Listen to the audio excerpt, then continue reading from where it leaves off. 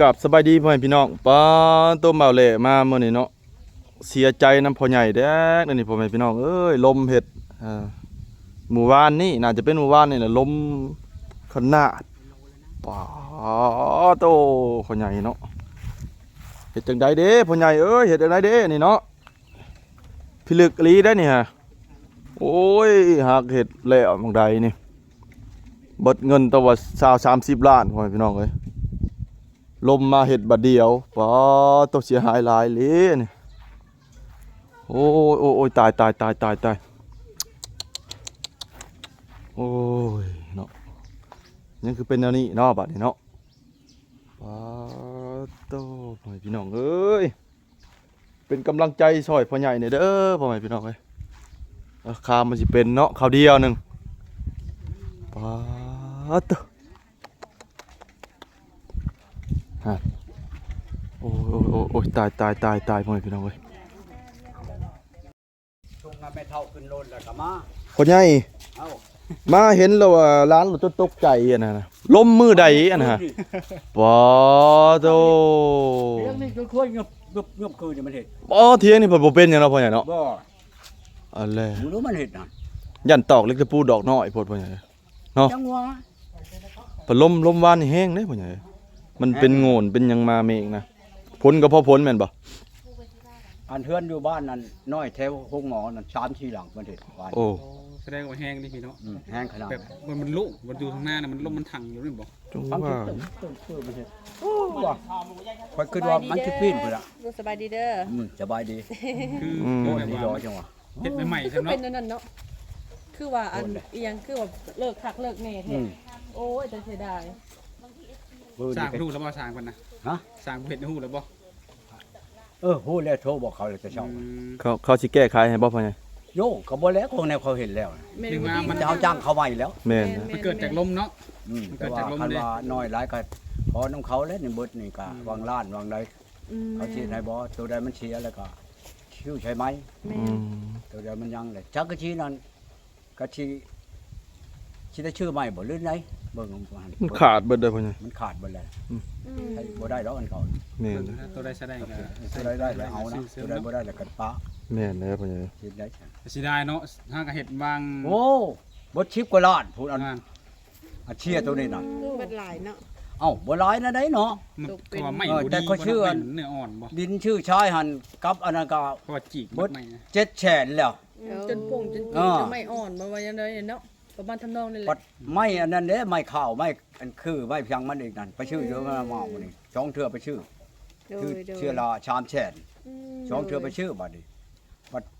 บล็อกนั่นก็บ่พออีกก็ไปชั่งเอาอีกก็50บัดนี้กับอันปูนอีกก็5ชอบ อืม ชายก็ครึ่งชอบครึ่งรถอีกบัดนี้ทีหลังมาหานะเขาสิว่านั้นมันเลิกมันรถเอากู ใจอ่อนว่าบ มัน บ่พ่อ ค ให น ญ่ นั่นคือสิบ่ได้เป็นคนดอกเอา โอ้ ไปเห็นกับคนวันนี้ แล้ว ได้ นั่นน่ะ คนที่ช่างพ่อเพิ่นเชื่อก่อนแล้วจัง มันทำเฮ็ดบ่ได้นี่ เนาะธรรมชาติเนาะพ่อใหญ่เนาะ ผ้าอากาศจังเฮ็ดได้ โดย ข้าวตัวนั้นติ ประตู คันว่าคนมามั่งว่าฉันยันบ่ได้มึงเอาเหือนหวานนี่ ป๋อตัวปานนั้นเนาะพ่อใหญ่ โยกคอยบ่เต็มนี่เทิงลูกเทิงเมียเทิงมาเฒ่าเขาไปลงขาบักนี่ก็รู้แล้ว ว้าโต เอาแล้วมันจะหายได้เนาะ ถือว่ารอด เฮ็ด ไป แล้วคักแล้วอันช็อตอยู่ทอยังแต่สิใช้พักกระตูหั่น เฮ็ดให้พ่อใหญ่ใจขึ้นเนาะพ่อใหญ่เนาะ คอยบ่ได้ฮู้จักใด เอ้า ค่ำแล้วแม่นบ่ โอ้ คำแรกลงมาสิไล่งัวเขาคอกนี่ไปช่องแกงกังปังเอาเลยแม่ยังเอิ้นเรียงเฮ้ยว่ะแม่ยังเราอ่ะหิบมาเบิ่งเฮือนนี่มันเป็นหยังเราอ่ะเอ้าจักเป็นหยังแล้วมาเบิ่งดูอ่ะกันไข่กันโชกก็หายามาใช้นะว่ะลงมาป้าดแม่ยังเห็นเนาะเราเอาเจ้าหยังลมมาเมื่อกี้นี่โอ้เราของเช้านี่ยินเสียงประกาศอยู่บ้านบด6-7หลังมาฉันเฮือนนะทิศโหอันนี่นะทิศอันชลานี่ว่าฉันแน่จะบอกว่า ปานนั้นเนาะพ่อ มี ใหญ่ เสีย เนาะ งอยู่น้องกรุงดีกับว้าเฮือนเปิดไปหลายหลังเติมว่าฉัน โอ้เลย หากยังบ่ทันหูจักว่าห้องไผ่นั่นโอ้ ขนาดมันต่ำๆเนาะพ่อใหญ่เนาะอันนี้เนาะขนาดมันต่ำเลยเนี่ยเด้อ ต่ำๆหนูเฮ็ดให้เอาไปเลิกไปวันนั้น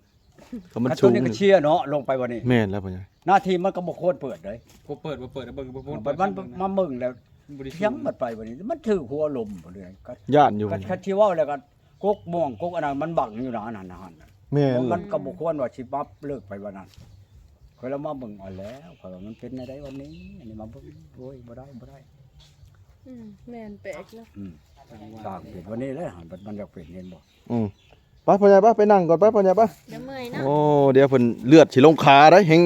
ว่าแต่ผู้ใหญ่ เฮือนแฮงเพช่ำบาดนี่เนาะ มาฮอดเดี๋ยวนี้ โอ้ย ยางผู้ใหญ่อ่ะ ว้าหมักยางอีกบ่นะฮะ อย่าง อ๋อ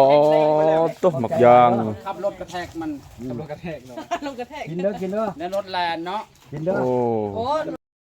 เรียกก็ดอร้องนี่ ลึกอยู่เนาะพ่อใหญ่เนาะ มันมาถึงเมียผู้นี้อีกกับป้าถูกห้องไว้แล้วแห้งเจ้าวันนี้ ป๊าด เฮ็ดโลเฮาน่ะโอ้ตื่น แองบิดใส่บิดจ้ะ เบ็ดชัยตายว่าวันนี้ อีลึกอยู่เนาะพ่อใหญ่เนาะ สิตายย้อนเมียนแล้วตื่นวัน จะบอกก่อนแน่นๆ บ่พ่อใหญ่ พ่อใหญ่ไวกว่าเบาแหล่อีกบ่ขับรถ อะไร เพิ่นเก่งกว่าเบาแหล่อีกบ่ กว่าได้ อ๋อโต แต่ทางบ่ได้ดีนี่นะยังตัวเองเนี่ยได้ก็แนวแล้วว่ามื้อนี้นะ เข้าหัวข้างแน่บ่พ่อใหญ่ เนาะ เข้าลักหัวบ่คิดว่าซั่นบ่ ญาติได้เนาะ เออ ของแนวญาติเจ็บนั่นแหละ อืม ก่อนแอวเราคักปัญญังแล้ว ว้าต บ่ได้เว้าแล้วเลยก่อนน่ะ โธ่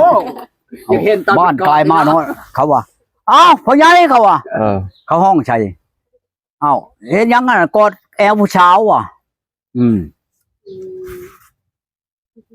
เขาไปตลาดเขาว่าอัน เจ้าบ่ เขาชื่ออันนั้นนะ ก็จะถามผู้สาวนะ ทางไหน เอาคนถามว่าผู้สาวคนหัวเป็นเมียแล้วบ่ เขาว่าลูกใช่เลยบ่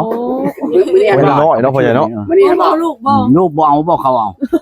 ลูกนั้นเราอ่ะเราเองเราเอาเมียคนเป็นเมียเราได้บ่ใช่ เอาแต่ว่าเองแหละ เราเอาเองเราเนาะ โอ้ คนเป็นเมียเราเป็นเมียก็ดีแล้วเขาอ่ะเดี๋ยวว่าลูกเราบ่เป็นลูกได้เราเมียเราคนเป็นเมียเรา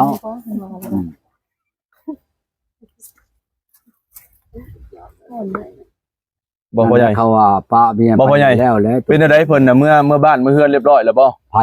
เอาป้าเพียงและป้าไม่เท่าบ่ ไม่เท่า ไม่เท่าเนาะ เมื่อยังบนฮอดดอกปานนี้กันฮอดกาชีวังดงเห็นบุรุพลานกันว่าไว้ในกับพลาน โอ้ ลูกก็เอาเมื่อมันเอาไปใหญ่ เอามือเบิ้นแล้วคงคอยสิไปเดียงพุ่นเด้บ่มีผู้อยู่นำเขา คือว่าจงไว้ผู้หนึ่ง ยังบ่ฮู้ถ้าเขาโทรมามื้อใดแล้วก็ไปมื้อนั้น อืม มาแต่เวียงเลยก็จะชื่นเมื่อเอาลูก โอ้ ไม่เท่าเมื่อเท่าก่อนถึงเมื่อจดทะเบียนจดหยังพอแล้วบัดนี่น่ะนั่นดอกให้มันแล้วยามให้ยามนาแล้วมันสิยาก แล้วก็ลงให้นานเนาะ โอ้ยนับมือน่ะเฮ็ดได้บัดนี้ไปเบิดแหละ เอาเลยก็ไหมเป็นไง หลังจากได้ มันก็สิเฮ็ดใหม่นะ หลังจากได้ ตัวนี้ ดี ทุบ มา ขึ้นผู้ใดตัวหลังอันเขาเฮ็ดใหม่นี่ทุบขึ้นหลัง ตัวนี้ ลม ความลงหลุม โอ้ ที่เจ้านอนแล้วบ่พ่อใหญ่ ฮะ ที่เจ้านอนแล้วบ่พายุมานี่ นอนได้ตะเวนนั่น ต้องเว้น 4โมงมันเฮ็ดวานนี่4โมงได้นี่นะ ลมแห้งนี่หวาน ข่อยอยู่พี่เบิดข่อยบ้านลงมานี่ก็บ้านไหลงัวสิเข้าคอกเลี้ยวเบิ่งลูกอัน ปึ้งอยู่ติ งัวบ่เข้าไปหารวานนี่น่ะ เข้าไปในบ่อน เรื่องบนหัวเดือนไทย โอ้เห็ดขาด อ๋อเดี๋ยวห้องเมียนี่เฮ้ยลงมานี่เฮ็ดหยังมาเบิ่ง มันมีแนวยืด เป็น เด้ หยังเราจังแล้วมาเบิ่งบ่ เนี่ยเป็นน้ำไหม มาเบิ่งแหมเรามันเป็นหยัง ป จั ก กมัน ติ เป็นยังลม ตัวนี้เนาะอย่าไปเนาะมันเป็นเทินไหม้สูงแน่ ตัวใด นี่เด้ อันนี้บ่ได้ติ่งเลยนี่ใช่ม้อยอยู่ บ่ได้บอก ตัวนี้เป็นจังได บอกไปก่อน อันใหม่มันซื้ออันเก่าเนี่ยเนาะ ตัวที่อันประตูเมียนก็นอนอยู่ในๆน่ะ โอ้ บ่ได้ไปใช้ดอกชูไปเฒ่าจนก็นอนกองอยู่ในหั่น โอ้ ไผน่ะคืนนี้ผู้ที่8โมงจะมา ไปดับ ไปดับ โอ้ มัน ไป เจ ดับ อได้เนาะ โอ้ยบ่ได้ เพ ว่า ราะว่า มื รั ด ก จั ไป งยัง ฮักแน่เนาะ สายอันตัวนี้ลงไปเฮือนน้อยน่ะก็ขาด ลมเนาะ สิต่ออีกบ่แรงนี่ ธรรมชาติทำลายเลย ตัวเลยเกี่ยวมันจะมาอีก แล้ แล้ว วไว้ ร้านเติมแล้วนอนปีก่อน โยหักสิขอว่านำเขาเอาให้สิให้เขาวาง3ล้านนะ โอ้ ให้เขาเฮ็ดตัวแปลงคืนของเขานี่